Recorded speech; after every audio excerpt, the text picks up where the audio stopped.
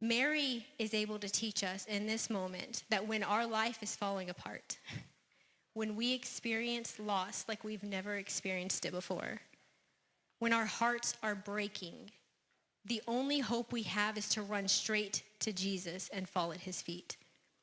We can run to him with our pain and know that he, who walked this earth and felt like we felt, can understand. He cares how we feel. I find it deeply prophetic for my life that at the age of 26 years old, when my first marriage was falling apart and I had lost all hope, that I fell to the floor and cried out to Jesus for the first time in my life. In that moment, I felt the love of God for the first time. I felt him wrap his arms around me and fill me with peace in the midst of all of my circumstances. And I've been forever changed since that moment. Looking back now, I realized something. The very first time I truly encountered Jesus was when I found myself at his feet.